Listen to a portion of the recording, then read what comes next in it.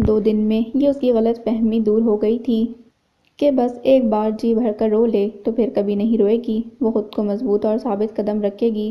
لیکن 2 دن کی جدائی میں ہی اس کا برا حال تھا۔ آج بے دہانی سے سیب کاٹتے ہوئے چھری سے انگلی پر ہلکا سا کٹ آ گیا۔ فوراً خون کو اس نے قریب پڑے ٹشو سے چھپا لیا تھا اور ساتھ ہی اس کی نگاہوں میں کچن میں لگ جانے والا زخم اور خون دیکھ کر اس کی حالت پر ارشام کا اسے سنبھالنا یاد آ گیا تھا۔ آنسو اس کی اجازت کے بغیر ہی گالوں پر لڑکنے لگے تھے۔ کوئی دیکھ نہ لے، وہ خاموشی سے اپنے کمرے میں چلی آئی۔ دروازہ لاک کر کے وہ بیڈ پر اوندھے منہ آ کر لیٹ گئی تھی۔ وہ ہمیشہ بیڈ پر بے ترتیب ہو کر سوتا تھا۔ دل چاہا سیل فون اٹھا کر اس کا حال چال جان لے، لیکن اس نے خود کو روک لیا۔ جس گاؤں جانا نہیں، اس کا پتہ کیوں پوچھنا؟ دل اس کی دلیل پر مچل کر رہ گیا۔ چھوڑ دیا ہے میں نے وہ گھر، چھوڑ دیا ہے میں نے سب کو، اور چھوڑ دیا ہے میں نے ارشام کو۔ اے دل، تمہیں اب یہ سمجھ لینا چاہیے، بقائے زندگی بس چند یادوں کے سہارے تمہیں گزارنی ہے۔ تمہیں دھڑکنا ہے تو اس کا نام لے کر، لیکن ملنے اور دیکھنے کے لیے مچلنا نہیں۔ اگر تمہیں ارشام سے محبت ہے تو اسے آزاد کر دو، مت پابند کرو اس محبت میں جو اس نے کی ہی نہیں۔ وہ تو بس عہد نبھا رہا ہے۔ اب جب اس کی زندگی میں سب ٹھیک ہو گیا ہے تو محبت بھی آزادی سے کر لینے دو۔ یقیناً اب وہ محبت کرے گا، کب اور کسی سے کون جانے۔ روتے ہوئے وہ اپنے دل سے باتیں کرتی چلی گئی۔ گزشتہ 2 دن وہ یہی کر رہی تھی۔ گھر سے نکلتے ہی سیل فون اس نے آف کر دیا تھا، جو ہنوز آف ہی تھا، اور اس گھر کے کسی مکین سے وہ ارشام کے متعلق کوئی بات نہیں کر رہی تھی۔ اس کو اپنی زندگی سے نکالنے کی کوشش میں تھی۔ جو اس کی زندگی تھا، دل اس کے اقدام پر افسردہ تھا۔ تم پچھتاؤ گی، بھلا کوئی اپنی محبت یوں چھوڑتا ہے؟ دل نے دہائی دی تھی۔ ہاں جانتی ہوں، تمام عمر جدائی اور پچھتاوے کے ساتھ جیوں گی، لیکن اس اطمینان کے ساتھ کہ میرا ساتھ اس کی زندگی کو دشوار نہیں کر رہا۔ گالوں کو سختی سے رگڑ کر آنسو صاف کرتے وہ پھر سے رونے لگی تھی۔ اس خط کو وہ خود سے جدا نہیں کر پا رہا تھا۔ جب موقع ملتا وہ اسے پڑھے جاتا۔ ہر لفظ، ہر جملہ اس کی یاد کو بڑھا جاتا۔ اس خط میں اسے اس کی خوشبو آ رہی تھی۔ ناک کے قریب لا کر اسے سونگھتے اس نے جیسے افراح کو اپنی سانسوں میں اتارا تھا۔ بے وقوف! اور غصے سے تکیے کو کھینچ کر زمین پر دے مارا۔ میں تمہیں ڈھونڈ نکالوں گا افراح، تم چاہے دنیا کے کسی بھی کونے میں جا کر چھپ جاؤ، میں تمہیں تلاش کر لوں گا، اور جس روز تم مجھے مل گئی نا، ایک ایک بات کا حساب لوں گا تم سے۔ آنسوؤں سے تر چہرے کے ساتھ وہ بڑبڑاتا چلا گیا۔ وحشت ٹپک رہی تھی اس وقت اس کے چہرے پر۔ اگر اس وقت افراح اس کے سامنے آ جاتی تو شاید گردن دبا دیتا۔ ہوتی کون تھی وہ اکیلی اتنا بڑا فیصلہ کرنے والی؟ غصے سے مٹھیاں بھیجی تھیں۔ یک بار دروازے پر دستک ہوئی۔ اس نے جلدی سے اپنا چہرہ صاف کیا۔ آ جائیں۔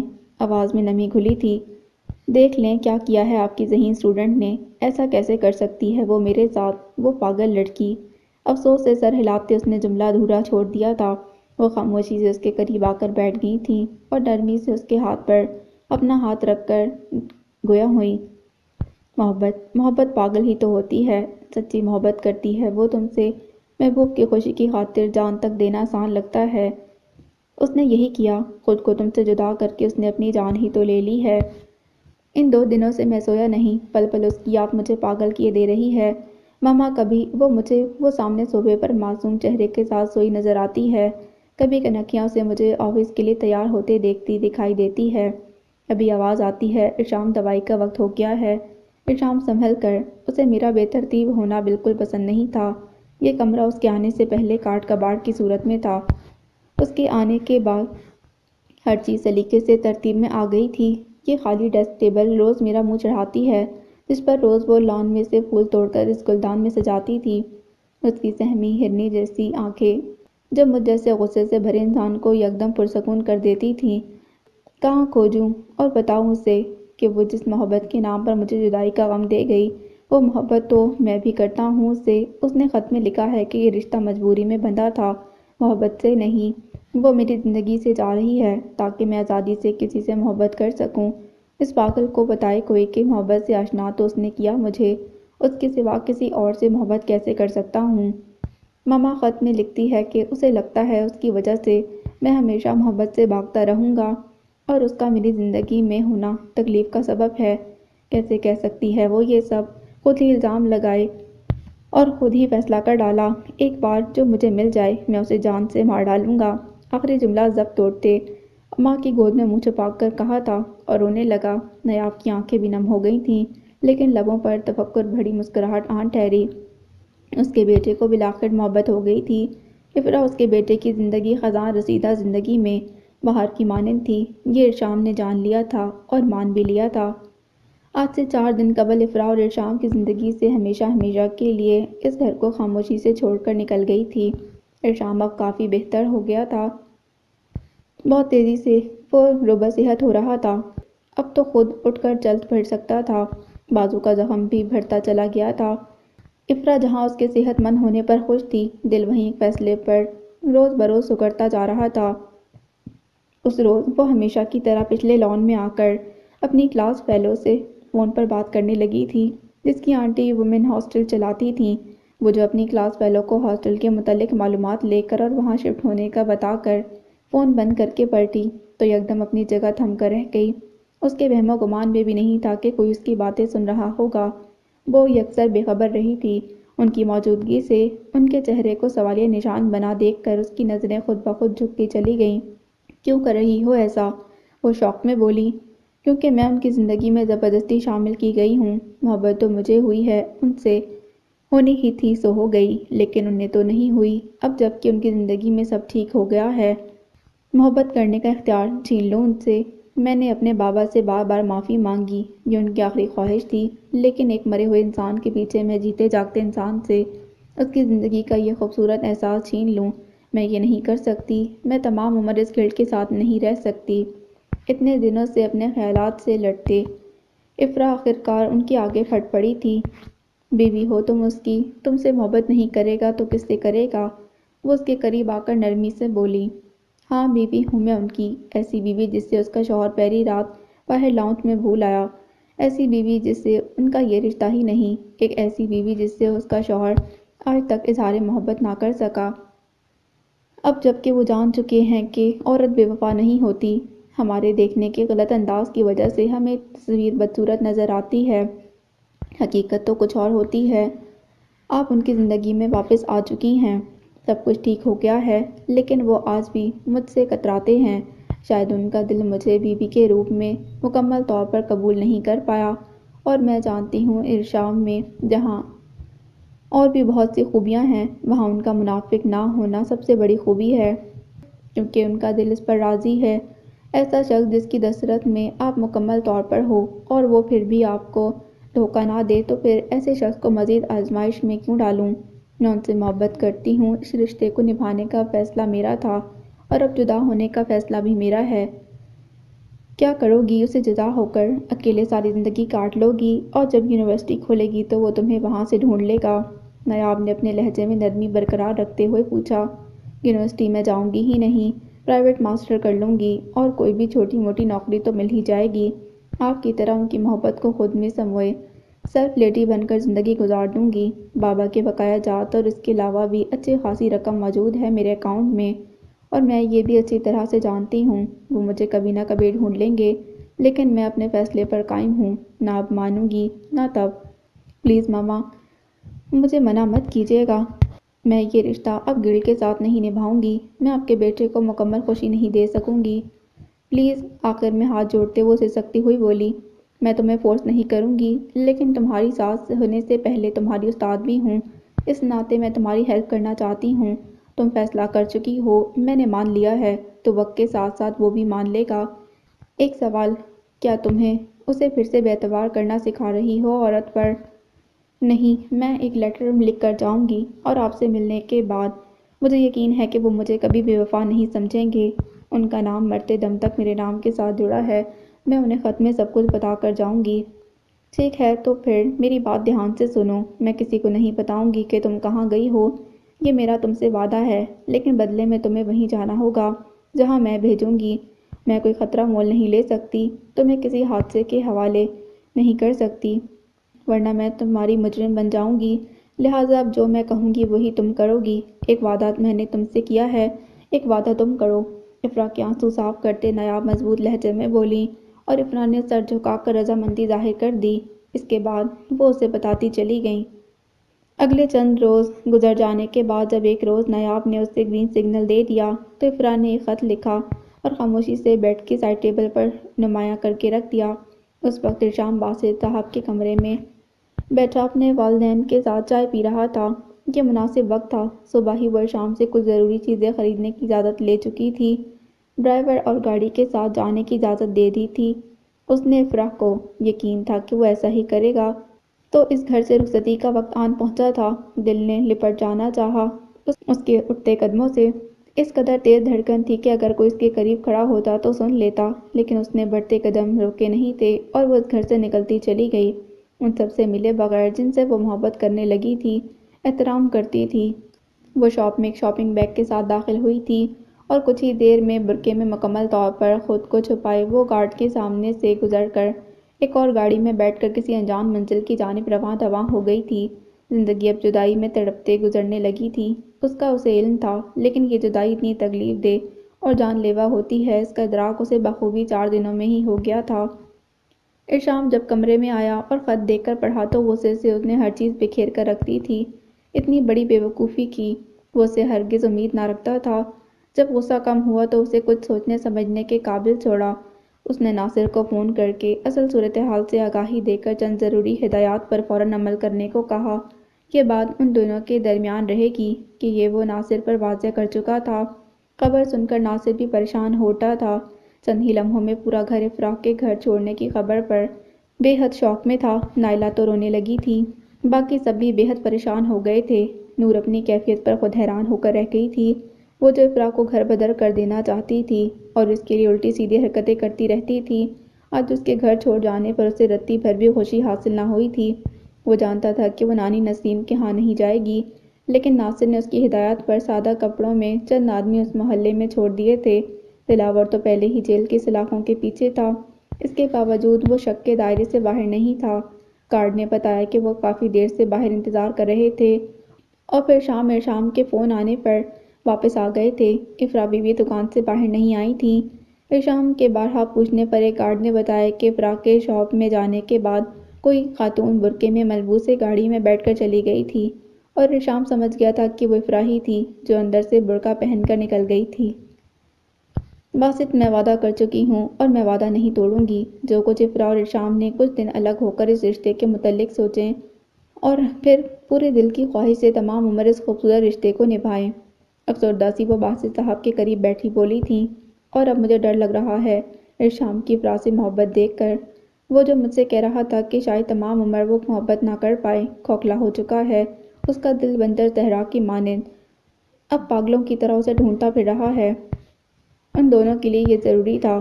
محبت میں جدائی لازمی ہے، چاہے شروع میں آئے یا کچھ وقت بیت جانے کے بعد۔ محبت جدائی کی زمین پر پھلتی پھولتی ہے۔ پریشان نہ ہو، سب ٹھیک ہو جائے گا، دعا کر رہے ہیں نا ہم سب۔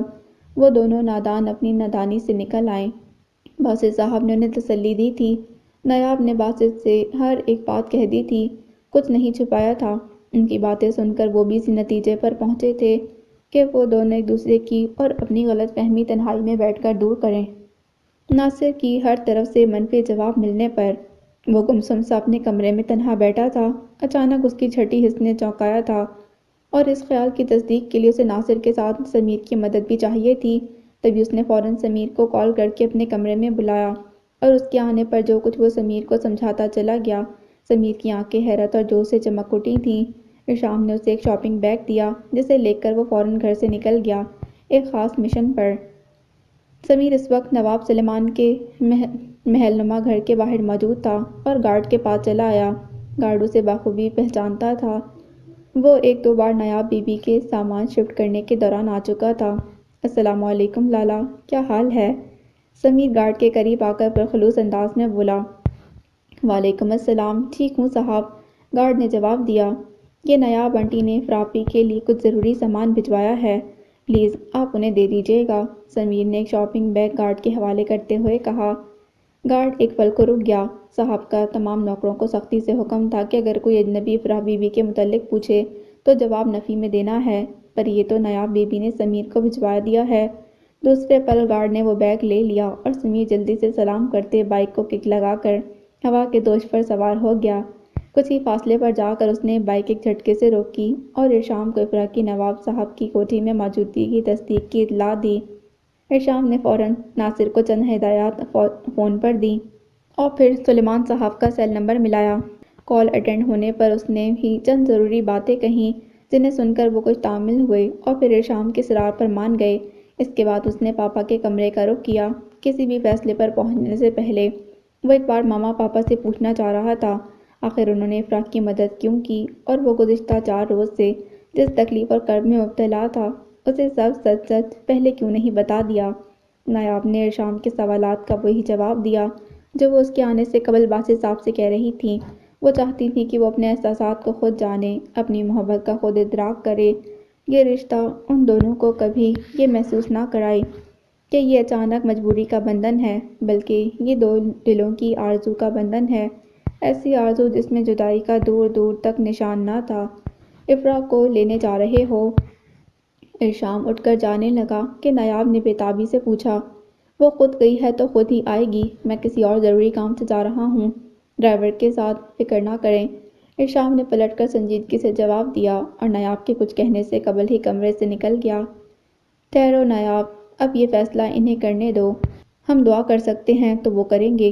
نایاب جو ارشام کے پیچھے جانے والی تھیں یہ سمجھانے کے لیے کہ وہ اس بات کو اپنی ضد نہ بنائے، باسط صاحب نے انہیں روک دیا اور وہ لمبا سانس سینے سے خارج کرتی ہوئی ان کے پاس وہیں بیٹھ گئیں۔ وہ دونوں کافی پریشان تھے۔ یقیناً ارشام کو افرا کے عمل سے ٹھیس لگی تھی اور آزاد پر تو وہ آگے ہی اعتبار نہ کرتا تھا۔ اس کی وفا اور محبت پر اس کا یقین نہیں تھا۔ وہ یقیناً اپنے غصے اور ضد میں آ کر افرا کو منانے والا نہیں تھا، کہیں یہ وقتی دوری ہمیشہ کی دوری کا سبب نہ بن جائے۔ ان کا دل ہول رہا تھا۔ دروازے پر دستک دے کر آفرین افرا کے کمرے میں چلی آئی تھی۔ سلیمان کا فون آیا تھا اور ان کے فون کے بعد انہوں نے ناصر کو گھر آنے کی گارڈ کو اجازت دے دی تھی۔ افرا، آپ سے کوئی ناصر نامی پولیس آفیسر ملنے آیا ہے اور کافی جلدی اور پریشانی میں ہے، آپ کو فوراً بلایا ہے۔ آفرین نے گم بیٹھی افرا کو اطلاع دی تھی۔ افرا جو سیاہ لباس میں ملبوس اداس اور خاموش سی تھی، آفرین کی بات پر چونک کر گھبراتے ہوئے ڈائننگ روم کی جانب بھاگ گئی تھی۔ انہیں کیسے پتا کہ میں یہاں ہوں؟ کیا ماما نے بھیجا ہے یا کوئی اور بات ہے؟ یا اللہ خیر! افرا دل میں سوچتی تیزی سے چلی آئی۔ ناصر اسے آتا دیکھ کر اٹھ کھڑا ہوا اور وہ جملے تیزی سے ترتیب دینے لگا جس سے وہ افرا کو ایک بڑی خبر سے مطلع کر سکے۔ پاپا کے کمرے سے نکلتے ہی اس نے نیچے سمیر کو بلایا تھا جو اس کے کہنے پر گھر فوراً واپس آ چکا تھا۔ اسے چند ضروری باتیں سمجھائیں اور تیز تیز قدم اٹھاتا گھر سے باہر نکلتا چلا گیا۔ وہ غصے میں تھا کہ نہیں، اس وقت وہ یہ سب سوچنے کا وقت نہیں تھا۔ اس کے پاس اسے ایک ضروری جگہ پہنچنا تھا، فوراً اب کی بار اس کی تقدیر کوئی وار نہ کر دے، کوئی گھات نہ لگائے، بس یہی دعا تھی اس کے لبوں پر۔ اور آنے والے پل کی کسے خبر؟ ایک پل کو اسے اپنے قدموں پر کھڑے رہنا دوبر لگا۔ ارشام پر قاتلانہ حملہ ہوا تھا، گولیوں کی بوچھاڑ کی گئی تھی اس کی گاڑی پر، اس کی حالت نازک تھی اور وہ اس وقت موت اور زندگی کی کشمکش میں تھا۔ نایاب آنٹی نے ناصر کو افرا کو لانے کے لیے بھیجا تھا۔ افرا حواس باختہ سی ناصر کے ساتھ گاڑی میں ہسپتال کی جانب روانہ ہو گئی تھی۔ اسے کسی بات کا ہوش نہیں تھا۔ ایک پاؤں میں کالی سینڈل پہنی تھی اور دوسری نہ جانے کہاں رہ گئی تھی۔ اسے کچھ ہوش نہ تھا۔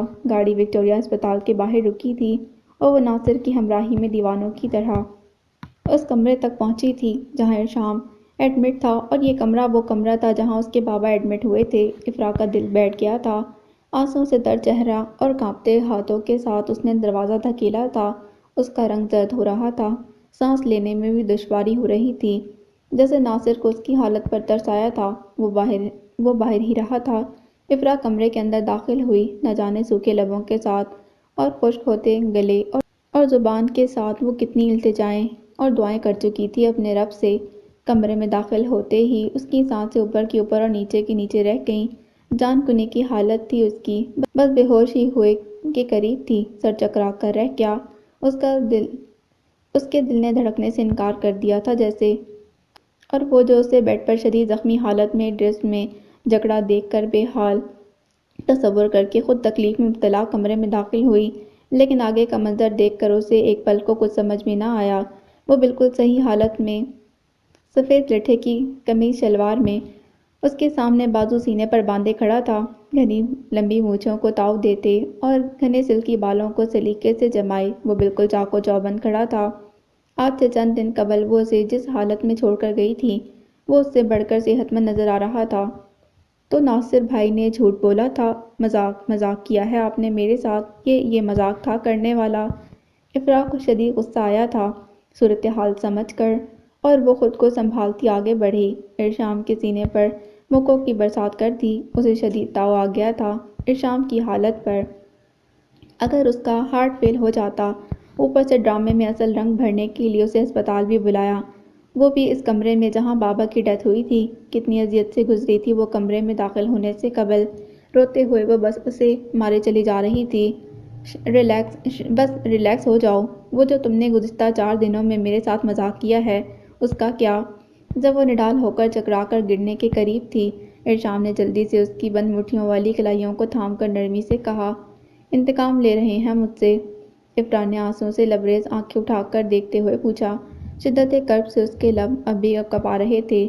نہیں، بلکہ تمہیں یہ باور کروانا چاہ رہا تھا کہ ہم دونوں ایک دوسرے سے جدا ہو کر زندہ نہیں رہ سکتے جب تک ہماری زندگی ہے۔ رب کریم نے ہمارا ساتھ لکھ دیا ہے، ورنہ اس روز نہ میں اس کمرے میں آتا اور نہ تم میری تقدیر میں لکھی جاتی، پاگل لڑکی۔ ارشام نے اس کے دونوں ہاتھ اپنے سینے پر رکھے، نرمی سے کہا، اور افرا نے اس کے سینے پر اپنا سر رکھتے بس رونا شروع کر دیا۔ اوہ میری سہمی ہرنی جیسی آنکھوں والی بیوی، ارشام نے اس کے گرد اپنی باہوں کا مضبوط حصار باندھتے پیار سے کہا اور اسے رونے دیا۔ کچھ ہی دیر بعد جب دل کا غبار چھٹ گیا تو اچانک افرا کو اپنی پوزیشن کا احساس ہوا۔ اس کے کشادہ سینے کی گرمائش اور پرفیوم کی خوشبو نے افرا کو احساس دلایا کہ وہ اس وقت کس طرح سے ارشام کے قریب ہے۔ ٹسمسا کر وہ اس سے علیحدہ ہوئی، نظریں جھکی ہوئی تھیں اور گالوں پر گلال بکھر گیا تھا۔ ارشام نے دلچسپی سے یہ منظر دیکھا اور لب ہلکے سے مسکائے۔ تو لگتا ہے تمہیں کہ یہ رشتہ میرے لیے مجبوری کا ہے اور تم مجھے اس مجبوری سے خود کو مجھ سے الگ کر کے آزاد کر رہی ہو۔ کاش تم دیکھ سکتی افرا کہ ان 4 دنوں میں میری کیا حالت ہوئی تھی۔ تمہیں یقین آ جاتا کہ یہ رشتہ میرے لیے کبھی بھی مجبوری کا رشتہ نہیں، بس دل کی نادانی اور انا تھا جس نے مجھے پیش قدمی سے روکا اور جس کی سزا تم نے مجھے ان 4 دنوں میں خود دی۔ میں بھلا اس لڑکی سے جدا کیوں کر ہو سکتا تھا جس نے پہلی ملاقات میں میرے دل پر دستک دے ڈالی تھی، اور نہ صرف دستک دی بلکہ کچھ ہی دیر میں وہ قفل زدہ دل کے مضبوط کواڑ کھلے، ایک جھٹکے سے دل کی مہمان بن گئی تھی۔ افرا نے ارشام کے انکشاف پر چونک کر نظریں اٹھائی تھیں۔ ارشام نے اس بات میں سر ہلایا اور اس کا ہاتھ پکڑے سامنے صوفے پر آن بیٹھا اور پھر اس کی طرف دیکھتے ہوئے بولتا چلا گیا، اس روز میں تمہارے باپا کی خیریت دریافت کرنے کے لیے اس کمرے میں داخل ہوا تو تم سامنے سیاہ لباس میں ملبوس سہمی ہوئی سی خوفزدہ ہرنی جیسی موجود تھیں۔ مجھے لگا جیسے چودھویں کے چاند کے ارد گرد سیاہ بادلوں کا ہالہ ہے، ایسے ہی تمام دمکتا چہرہ سیاہ دوپٹے میں لپٹا ہوا تھا۔ اپنے دل کو سرزش کرتے میں آگے بڑھا تھا، اور پھر تم میری قسمت میں لکھ دی گئیں، وہ لڑکی جو پہلی نظر میں مجھ جیسے سخت دل انسان کو بھا گئی تھی۔ چند ہی لمحوں میں اسے میری تقدیر نے میری منقوہ بنا دیا تھا۔ تقدیر کے اس فیصلے پر میں گشت بدندہ نہ ہوتا تو اور کیا ہوتا؟ جنگ چھیڑ دی تھی تم نے میرے دل اور دماغ کے درمیان۔ میری نگاہیں تمہاری بے خبری میں تمہارے ارد گرد طواف کرتی تھیں۔ پہلی بار ہسپتال کے بستر پر تمہارے لمس سے آشنا ہوا تھا جب میں تمہارے خوف زدہ وجود کو خود میں سموئے تمہیں ہر خوف سے چھپا لینا چاہتا تھا۔ بہت انوکھا احساس تھا۔ میں نے کٹھور پن اور اپنے غصے میں تم سے بھاگنا چاہا لیکن تم نے ایسا ہونے نہیں دیا۔ محبت تمہیں پہلے نہیں ہوئی مجھ سے، مجھے تم سے ہوئی تھی۔ ہاں بس آشنائی تمہیں پہلے ہوئی اور مجھے ان 4 دنوں میں ادراک ہوا، اور خوب ہوا۔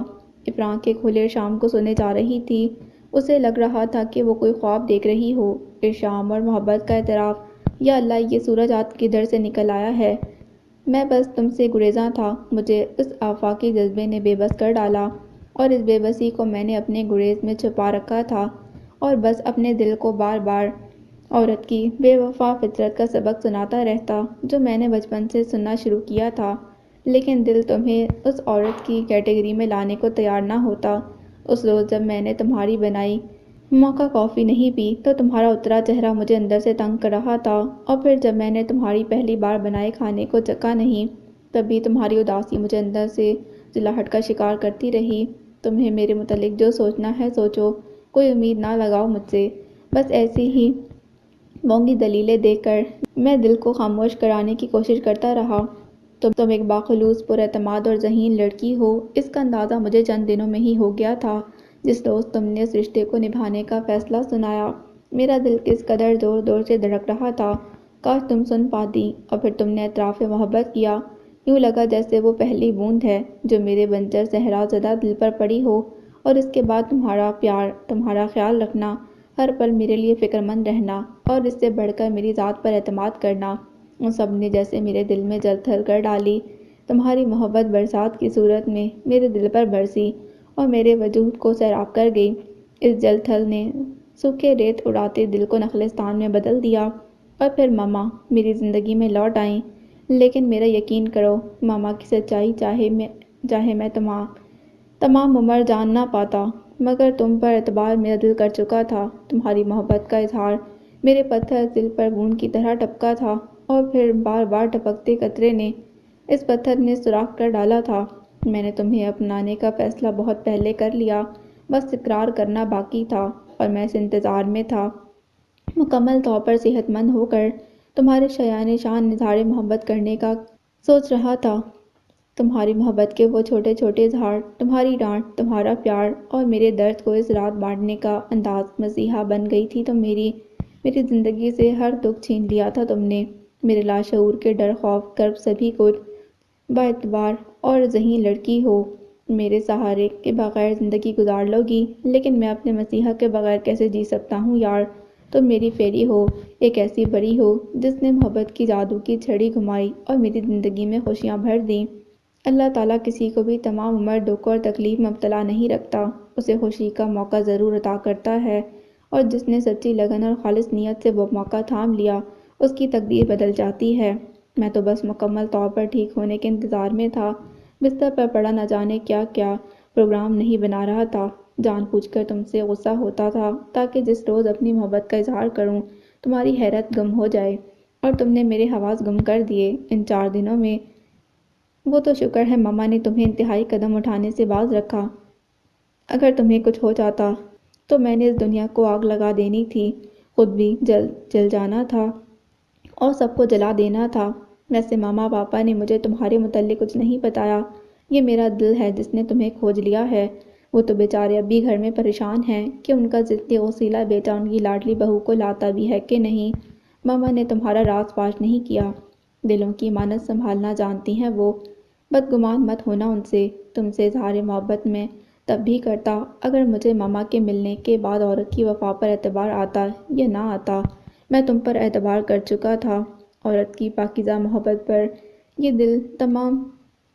دل تمہارے بعد ایمان لے آیا، تم نے میرے منہ زور ہوتے جذبات سے بارہا کھیلا ہے، کئی بار دل چاہا کہ تم سے اظہار محبت کروں، لیکن خود پر قابو رکھا، مکمل صحت مند ہو جاؤں تو شاندار طریقے سے اس کا اظہار کروں، اور محترمہ خود ہی نہ جانے کیا سمجھ کر خط لکھ کر گھر سے غائب ہو گئیں۔ اگر تمہیں کچھ ہو جاتا تو کیا میں خود کو زندگی بھر معاف کر پاتا؟ اور ماما پاپا کو دیکھو، اپنے بیٹے کی تڑپ نظر نہیں آئی، بہو کا ساتھ دیا۔ آج بھی ماما نے مجھے نہیں بتایا کہ تم کہاں ہو، بس دل کو خیال آیا اور پھر میں نے تمہارا پتہ ڈھونڈ نکالا۔ تم نے خط میں لکھا تھا نا کہ تم اچھی طرح سے جانتی ہو کہ مجھے ایک بات بار بار کہنے کی عادت نہیں، جب میں کہہ چکا ہوں کہ اس رشتے سے زیادہ آس نہ رکھو تو پھر میں اس کو کیوں دہراؤں گا؟ تو میری جان، آج کے بعد جان اور سمجھ لو کہ ایک بات میں بار بار دہرانا پسند کروں گا ہمیشہ، اور وہ ہے کہ آئی لو یو افرا، میری پیاری سی فیری۔ ارشاد نے حیران سی پاس بیٹھی افرا کا ہاتھ اپنے لبوں سے لگاتے ہوئے کہا، اور افرا کے خاموش آنسو پھسلنے لگے، یقیناً یہ آنسو خوشی کے تھے، دل جانتا تھا۔ افرا بنت جان محمد، کیا تم ساری عمر ہشام بن باسط علی کے ساتھ گزارنا پسند کرو گی؟ کیا تم تمام عمر اپنی محبت کے اس کے دل کو جل تھل کیے رکھو گی؟ بولو۔ ارشاد نے محبت سے چور لہجے میں سر جھکائے روتی افرا کی تھوڑی نرمی سے پکڑ کر چہرہ اوپر کرتے ہوئے پوچھا، اور افرا نے خوشی سے روتے ہوئے اس بات میں سر ہلا دیا۔ قبول ہے؟ ارشاد نے پوچھا۔ قبول ہے، اور افرا نے آنسو صاف کرتے جھٹ سے جواب دیا۔ ویسے میرا تمہیں اس کمرے میں بلانے کا مقصد محض تمہیں پریشان کرنا نہیں تھا، ہماری پہلی ملاقات کے بعد نکاح یہیں ہوا تھا، اسی لیے تجدید وفا یہاں کرنا مجھے سب سے زیادہ مناسب لگا۔ اس کے لیے خاص میں نے ڈاکٹر راشد سے اجازت لی تھی کہ ایک ضروری کام ہے، وہ مجھے کچھ دیر کے لیے اس کمرے میں رہنے کی اجازت دے دیں۔ اور ناصر بیچارہ باہر کھڑا، کوئی ہمیں ڈسٹرب نہ کرے کہ ڈیوٹی نبھا رہا ہے۔ ارشام نے افرا کو یہاں آنے کا مقصد بتایا تھا۔ آپ نے میرا پتہ کیسے ڈھونڈا اگر ماما نے اپنا وعدہ نہیں توڑا؟ افرا نے لب کشائی کی۔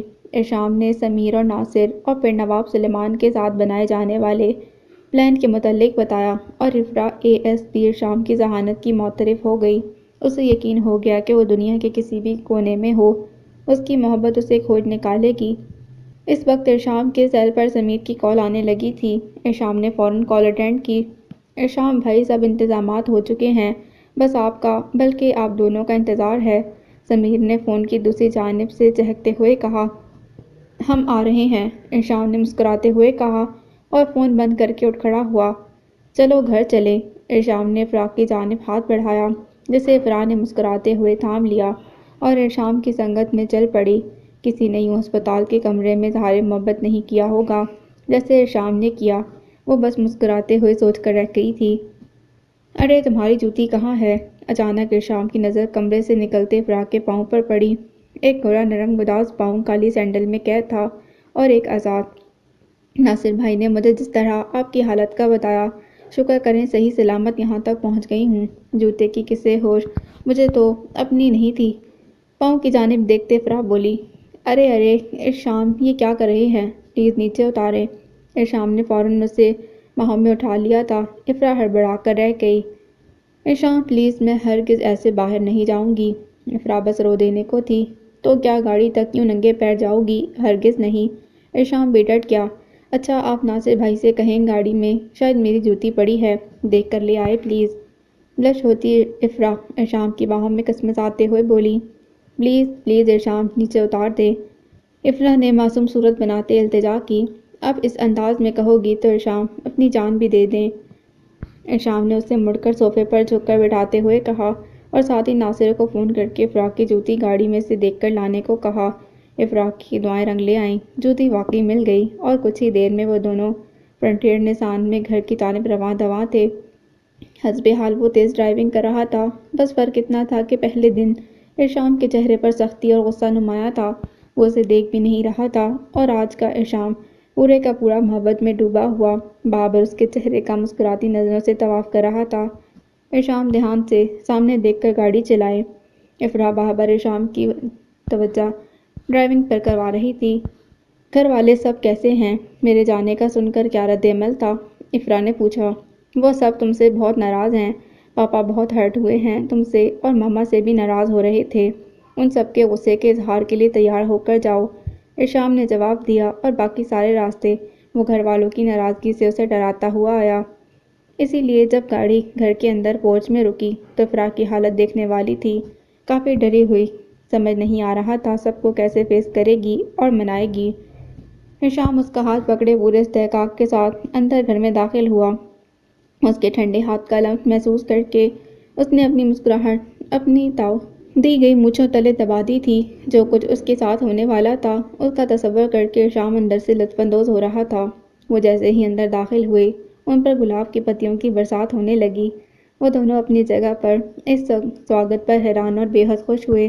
پورا کنبہ دروازے کے پاس ہی کھڑا تھا، حتیٰ کہ باسط صاحب بھی زبیر اور خادم حسین کی مدد سے نیچے ویل چیئر پر موجود تھے۔ پورا گھر پھولوں کے گلدستوں سے مہک رہا تھا۔ جگہ جگہ پر سفید گلے داؤدی گلاب کے پھولوں کی لڑیوں کو سجایا گیا تھا۔ سیڑھیوں کی ریلنگ سے لے کر اوپر تک کی گرل تک انٹرنس پر گلاب کی پتیوں سے دل بنایا گیا تھا، اور پھر گلاب کی پتیوں سے راستے کی نشاندہی کے لیے اتر کے نشان بنائے گئے تھے۔ وہ سب باری باری افرا سے مل رہے تھے، ہر ایک کی آنکھ پرنم اور لب مسکرا رہے تھے۔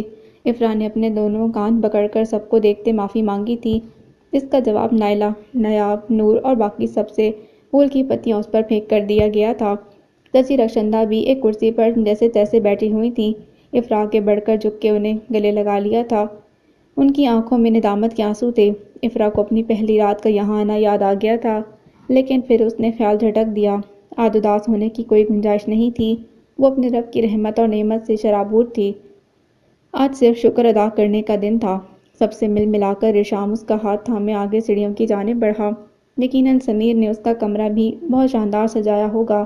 جاتے ہوئے وہ سمیر کو یہی کہہ کر گیا تھا کہ پورا گھر پھولوں سے سجا دے، ابرا کو اس کے شایان شان خوش آمدید کیا جائے، اور سمیر نے اتنے تھوڑے وقت میں ایسا ہی کیا تھا۔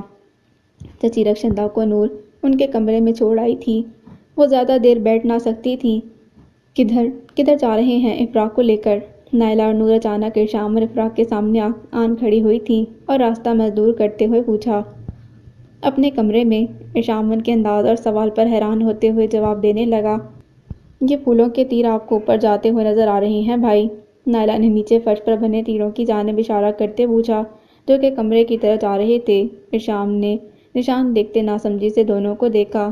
افراح کا ہاتھ ابھی بھی اس کے ہاتھ میں تھا، جو بس شرمگی مسکراہٹ کے ساتھ سر جھکائے کھڑی تھی۔ جی، یہ میرے کمرے کی طرف جا رہے ہیں، اور اگلے 2 دن افراح میرے کمرے میں میری مہمان بن کر رہے گی۔ آپ اپنے کمرے میں جا سکتے ہیں بھائی۔ نور بھی بولی۔ یہ کیا بات ہے؟ ارشام کو کچھ سمجھ نہ آیا۔ میرے بھائی، بات یہ ہے کہ آپ کا 2 دن بعد ولیمہ ہے، اور ولیمے تک افراح بہنہ یہاں نیچے ہماری کسٹڈی میں نور کے کمرے میں رہے گی۔ زبیر نے ارشام کے کندھے پر تھپکی دیتے اطلاع دی۔ کیا مطلب؟ ان 2 دنوں تک آپ ایک دوسرے سے نہ ملیں گے، نہ بات کریں گے، بلکہ صورت تک نہیں دیکھ سکتے؟ پہرے کافی سخت ہو گئے ہیں۔ سمیر بھی قریب آ چکا تھا۔ ماما، یہ سب کیا ہے؟ ارشام نے مڑ کر ماں سے مدد چاہی۔ بھائی، یہ سب میرا ہی تو پلان کیا گیا ہے۔ 2 دن ولیمے کی تیاری کرو، بہت سے کام ہیں، اور اتنے شارٹ نوٹس اتنے لوگوں کو بلانا ہے۔ فوراً جاؤ اور لسٹ بناؤ۔ مرد حضرات اپنے کام سنبھالیں، اور خواتین اپنے بہت کم وقت میں شاپنگ کرنی ہے۔ افراح کے لیے سلیمان بھائی کا فون آ گیا تھا۔ نواب پیلس میں تمہارے ولیمے کی ریسیپشن ہے، تیاری پکڑو بس۔ چلو لڑکیوں، افراح کو لے کر جاؤ۔ اس کمرے میں 2 دن یہ ایک دوسرے کی صورت نہ دیکھیں گے۔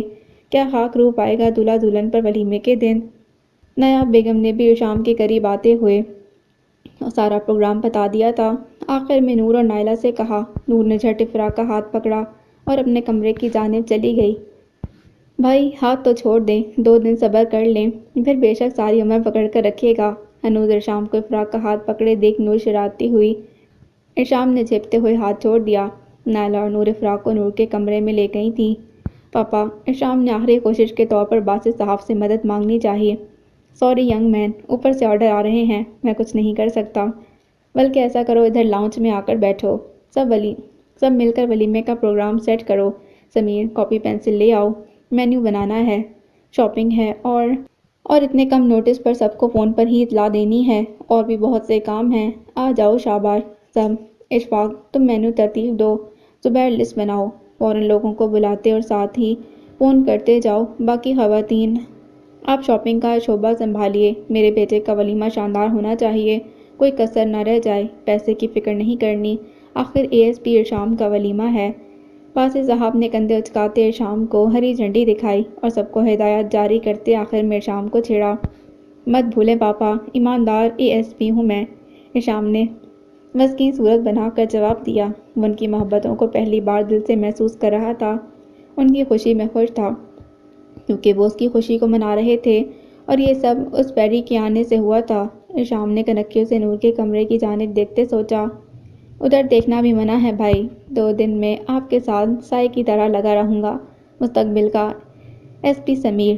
صوفے پر ارشام کے قریب بیٹھتے سمیر نے ارشام کے کان میں سرگوشی کی۔ وہ سب لاؤنج میں بیٹھے ولیمے کے پروگرام کو فائنل کرنے میں مصروف تھے۔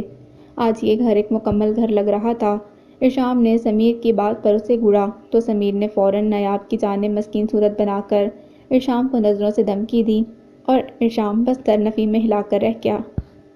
آپ کے دونوں کے اس پوسٹ پر تو میں ویڈیو میں یہ والا گانا ڈالوں گا کہ تھوڑا تھوڑا پیار ہوا ہے تم سے۔ سمیر، جو ارشام کے کمرے میں ان دونوں کو شادی کی ویڈیو کیمرے سے مہارت کے ساتھ بنا رہا تھا، اور ایک ماہر شادی کی ویڈیو بنانے والے کی طرح مستقل ان دونوں کو ہدایات بھی دے رہا تھا، گنگناتے ہوئے بولا، افراح نے صاف منع کر دیا کہ وہ دلہن کا روم کسی انجان شادی کی ویڈیو بنانے والے کو دکھانے والی نہیں۔ اسے بالکل پسند نہیں کہ جس روح کو اس کا شوہر چراہے وہ ایک اجنبی انسان ویڈیو بناتے ہوئے دیکھتا رہے، لہذا شادی کی ویڈیو نہیں بنائی جائے گی۔ لیکن سمیر نے اس شرط کا جواب خود ویڈیو بنا کر پورا کر لیا تھا، اور ارشام نے سب سے یہی کہا تھا کہ ہو سکے تو سادگی کو نمایاں رکھا جائے تاکہ سب کو ان کے ولیمے سے کوئی مثبت بات عمل کرنے کو ملے۔ آئی جی سے لے کر آدھے سے زیادہ پولیس ڈپارٹمنٹ موجود تھا۔ سبھی بہت خوش تھے۔ نکسک سے تیار نور کا روپ دیکھ کر ناصر کی نگاہیں اس کے تعاقب میں تھیں اور نائلہ نے ناصر کی چوری پکڑ لی تھی۔ دل میں زبیر سے بات کرنے کا تہیہ بھی کر لیا تھا۔ اسے امید تھی کہ چچی سمیت اس گھر کے افراد ایک اور شادی کی تیاریاں جوش و خروش سے کر رہے ہوں گے، نئے مہمان کی آمد کا انتظار کرتے ہوئے۔ ارشام نے سفید قمیض کے ساتھ سفید پاجامہ زیب تن کیا تھا، جس کے اوپر نیوی بلو ویسٹ کوٹ تھی، جس کے گلے میں بالکل ہلکا سا گولڈن کام تھا اور پاؤں میں گولڈن خصہ، اور بالوں کو سلیقے سے جمائے مونچھوں کو تاؤ دیتے وہ ایک شان بان والا غبرو نوجوان لگ رہا تھا۔ اس کا کثرتی جسم اور دراز قد اس لباس میں خوب جچ رہا تھا۔ افرا نے سلکا گرے لمبی قمیض کے ساتھ لہنگا زیب تن کیا تھا، جس پر سلور کام کیا گیا تھا، اور ارشام کی فرمائش تھی کہ اس کا دوپٹہ ڈائی ہو۔ نائلہ اور نور کو اس کے لباس کو ڈھونڈنے میں، یعنی ارشام کی فرمائش پوری کرنے میں کافی خواری کرنی پڑی تھی۔ دلہن تو آرام سے کمرے میں مقید تھی۔ یہ بہت بھاری بھرکم جوڑا نہیں تھا، اس کی سادگی میں خوبصورتی نمایاں تھی، لیکن نور نے فراق کا برائڈل میک اپ بے حد مہارت اور خوبصورت انداز میں کیا تھا کہ فراق کے روپ کو چار چاند لگ گئے تھے۔ گھنے بالوں کی مانگ نکال کر، نازک سی ماتھا پٹی لگا کر، سائڈ کی ڈھیلی فرنٹ چٹیاں کر کے اس میں سفید پھول جا بجا لگائے گئے تھے جو اس کے روپ کو چھوٹا سا احساس بخش رہے تھے۔ گھنی لمبی پلکوں والی آنکھوں کو اسموکی آئی میک اپ کر کے مزید گہرا بنا دیا تھا، اور لبوں پر شوخ میرون لپسٹک اس کے سادہ سے روپ میں ایک منفرد انداز نمایاں ہوا تھا۔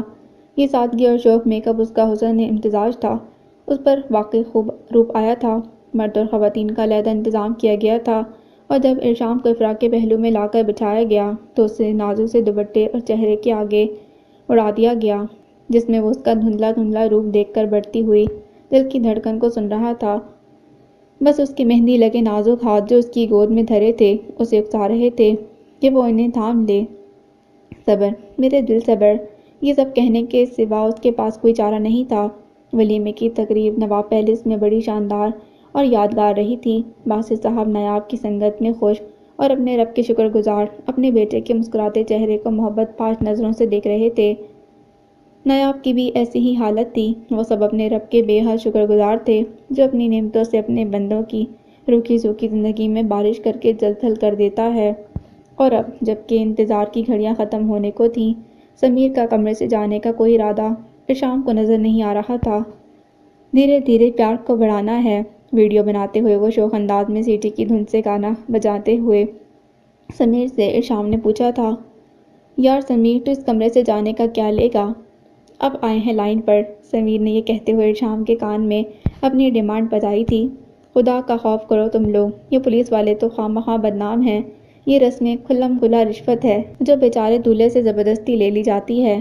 پہلے نور اور نائلہ بھابھی کمرے سے باہر راستہ روک کر کھڑی ہو گئیں کہ اندر جانے کا نیک یعنی رشوت چاہیے انہیں بھگتایا، اور اب تم کمرے سے باہر جانے کی رشوت، دلہا کم اور ملزم زیادہ محسوس کر رہا ہوں میں، جاؤ تمہارا نیک بھی دے دوں گا، ارشام نے سمیر کی ڈیمانڈ سنتے ہوئے کہا، اور افرا جو بیڈ پر بیٹھی تھی ان کی بات سن کر اپنی مسکراہٹ روکنے کی ناکام کوشش کر رہی تھی۔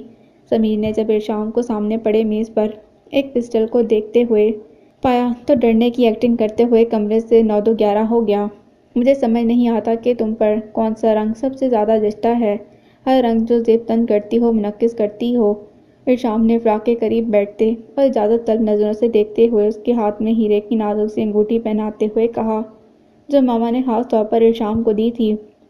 اور افرا جو ارشام کی نظروں کا مفہوم سمجھ کر دھیرے سے ہاتھ آگے بڑھا دیا تھا، ارشام کی بات پر بس نظر جھکائے رہی۔ کالا پہنتی ہو تو یوں لگتا ہے چودھری کے چاند کے گرد کالے گھنے بادلوں کا پہرا ہے۔ سفید لباس میں تمہارا سجا روپ دیکھ کر لگا تھا کہ سفید نازک سی راج ہنس ہو۔ سبز پہنو تو سبز پری، مہرون پہن کر تمہارے گال ضرورت سے زیادہ لال لگتے ہیں، پیلا پہنو تو سرسوں کا پھول بن جاتی ہو، اور آج آپ کی محبت کا رنگ اڑا ہے جو ہمیشہ اڑے رہوں گی، ہر پل مجھ پر آپ کی محبت کی وجہ سے منعکس ہوتا ہے۔ ارشام کی بات نرمی سے کاٹتے ہوئے شرمگی لہجے میں بولی، اور پھر کھڑکی سے باہر پورے چاند نے اس کمرے میں محبت کے خوبصورت رنگ بکھرتے دیکھے تھے، وہ محبت جو رب تعالیٰ نکاح کے بعد مرد اور عورت کے دل میں انعام کے طور پر اتارتا ہے، اور محبت ایک آفاقی جذبہ بن کر وادیوں کی سرزمین پر برس کر جل تھل کر ڈالتی ہے۔ وہ بھی اس محبت کی بارش میں بھیگ رہے تھے اور اپنے رب کریم کے شکر گزار تھے۔ The end. So this was the end of جل تھل۔ امید کرتی ہوں یہ کہانی آپ کو پسند آئی ہوگی۔ اگر آپ کو یہ کہانی پسند آئی ہے تو پلیز میرے چینل کو سبسکرائب کریں، بیل آئیکن کو ضرور پریس کریں۔ ملتے ہیں ایک نئی کہانی کے ساتھ۔ اللہ حافظ۔